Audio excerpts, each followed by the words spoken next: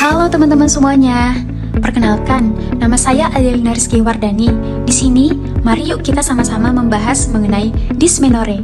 Tapi sebelum itu, bagaimana kabar teman-teman? Semoga kita semua dan selalu dalam keadaan baik, sejahtera dan bahagia. Sebelumnya, apakah teman-teman tahu apa itu dysmenorrhea? Dysmenorrhea merupakan kondisi medis yang terjadi sewaktu haid atau menstruasi yang dapat mengganggu aktivitas dan memerlukan pengobatan yang ditandai dengan nyeri atau rasa sakit di daerah perut maupun pinggul. Menurut Kamus Kesehatan, dysmenorrhea adalah nyeri menstruasi yang mungkin disertai kram perut, kejang atau spasme, dan nyeri punggung. Adapun klasifikasi dysmenorrhea berdasarkan jenis nyeri, yang pertama adalah dysmenorrhea spasmodik. Artinya adalah nyeri yang dirasakan di bagian bawah perut dan terjadi sebelum atau segera setelah haid dimulai. Dysmenorrhea spasmodik dapat dialami oleh wanita muda maupun wanita berusia 40 tahun ke atas. Sebagian wanita yang mengalami dysmenorrhea spasmodik tidak dapat melakukan aktivitas. Adapun tanda dari dysmenorrhea spasmodik seperti pingsan, mual, dan muntah. Yang kedua adalah dysmenorrhea kongestif. Dysmenorrhea kongestif itu dapat diketahui beberapa hari sebelum haid datang. Gejala yang ditimbulkan berlangsung 2 dan 3 hari sampai kurang dari 2 minggu. Pada saat haid datang, tidak terlalu menimbulkan nyeri, bahkan setelah hari pertama haid. Penderita dysmenorrhea kongestif akan merasa lebih baik dibandingkan dengan dysmenorrhea spasmodik. Adapun gejala yang ditimbulkan pada dysmenorrhea kongestif antara lain pegal atau pegal pada paha, sakit pada payudara, lelah, mudah tersinggung, kehilangan keseimbangan, ceroboh, gangguan tidur dan timbul memar di paha dan lengan atas. Berikut klasifikasi dysmenorrhea berdasarkan ada tidaknya kelainan atau penyebab. Yang pertama, dysmenorrhea primer. Dysmenorrhea primer biasanya dimulai dalam 6 hingga 12 bulan setelah menarche, artinya pertama kali menstruasi. Saat menstruasi, pelepasan sel-sel endometrium akan diikuti dengan dikeluarkannya prostaglandin yang akan menyebabkan timbulnya iskemia, kontraksi miometrium, dan vasokonstriksi.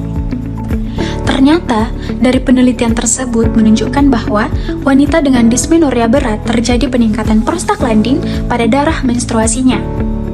Yang kedua, dysmenorrhea sekunder. Dysmenorrhea sekunder bisa terjadi kapanpun setelah menarche, tetapi paling sering ketika wanita berumur 20-an atau 30-an tahun. Setelah beberapa tahun mengalami siklus normal tanpa rasa nyeri. Peningkatan prostaglandin juga ikut berperan di sini. Akan tetapi, disertai adanya kelainan atau penyakit pada pelvik atau panggul. Penyebab tersering adalah endometriosis, leiomyoma, adenomyosis, polip endometrial, chronic pelvic inflammatory disease atau PID, dan pemakaian iud. Etiologi atau penyebab dari dysmenorrhea primer yang pertama adalah faktor psikologis. Biasanya terjadi pada remaja dengan emosi yang tidak stabil, mempunyai ambang nyeri yang rendah, sehingga sangat sedikit rasa nyeri dapat merasakan kesakitan. Yang kedua, faktor endokrin. Pada umumnya, hal ini dihubungkan dengan kontraksi usus yang tidak baik. Hal ini sangat erat kaitannya dengan pengaruh hormonal. Peningkatan produksi prostaglandin akan menyebabkan terjadinya kontraksi uterus yang tidak terkoordinasi sehingga menimbulkan nyeri. Etiologi atau penyebab dari dysmenorrhea sekunder yang pertama adalah faktor konstitusi seperti anemia atau di sini pemakaian kontrasepsi iud, benjolan yang menyebabkan pendarahan, tumor atau fibroid. Yang kedua, anomali uterus kongenital. Anomali uterus kongenital seperti rahim yang terbalik, peradangan selaput lendir rahim. Yang ketiga, endometriosis atau penyakit yang ditandai dengan adanya pertumbuhan jaringan endometrium di luar rongga rahim. Endometrium adalah jaringan yang membatasi bagian dalam rahim. Saat siklus menstruasi, lapisan endometrium ini akan bertambah sebagai lapisan terjadinya kehamilan. Bila kehamilan tidak terjadi, maka lapisan ini akan terlepas dan dikeluarkan sebagai menstruasi. Selanjutnya, kita akan membahas mengenai tanda dan gejala dysmenorrhea. Dysmenorrhea dapat ditandai dengan gejala nyeri pada perut bagian bawah, nyeri yang dirasakan sebagai kram yang hilang timbul atau sebagai nyeri tumpul yang terus-menerus ada.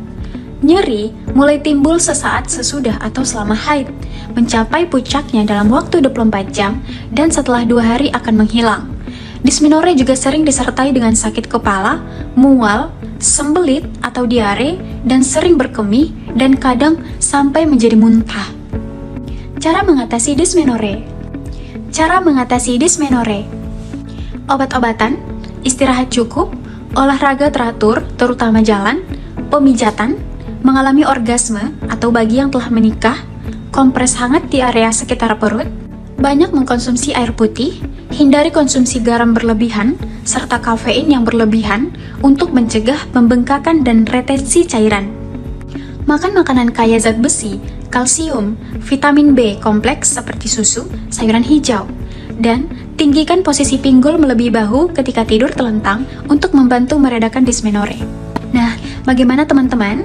Semoga ilmu yang saya sampaikan dapat bermanfaat bagi kita semua. Kurang dan janggalnya saya mohon maaf. Wassalamualaikum warahmatullahi wabarakatuh.